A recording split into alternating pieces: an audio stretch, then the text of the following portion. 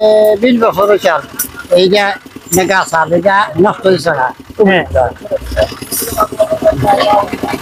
এটা 20 বছর হয়েছে। অবিশ্বাস্য, কেউ বুঝবেই না যে ওনার লাগানো দাঁত একদম পুরনো দাঁতের মতো দেখা যাচ্ছে।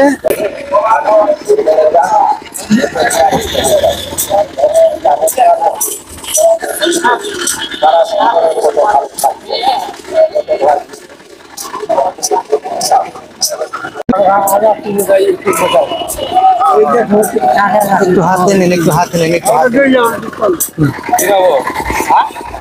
হ্যালো গাইস, আসসালামু আলাইকুম। পিপল ফান বিডি থেকে সকলকে সুস্বাগতম। তো আসলে আমরা একজন ডাক্তারের কাছে আসলাম। তো আমরা আসলে বিভিন্ন চেম্বারে যাই, গিয়া অনেক কিছুই মানে ট্রিটমেন্ট করে তারপরে কিন্তু দাঁত লাগাই, দাঁতের চিকিৎসা করি, বিভিন্ন করি।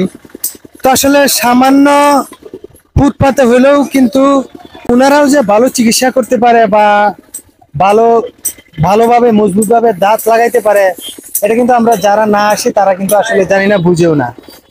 এই যে কাকা, উনি কিন্তু দাঁত লাগাইছে, ওনার কিন্তু একটা দাঁতও ছিল না, কিন্তু এখন একদম পুরোপুরি উঠাতে পারো, একদম পুরোপুরি মনে হয় যে অরিজিনাল দাঁতের মতো।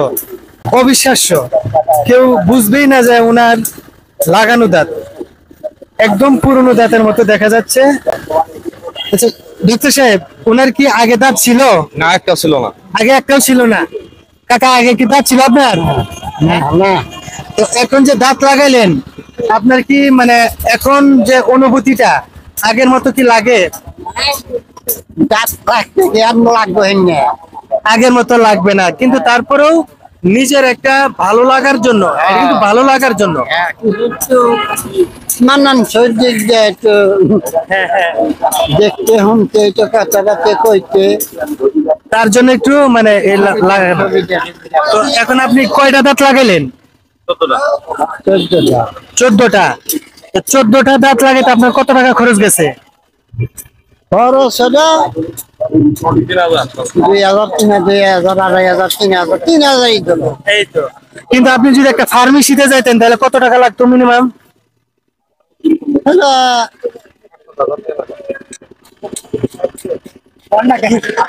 5,000 টাকা লাগবে।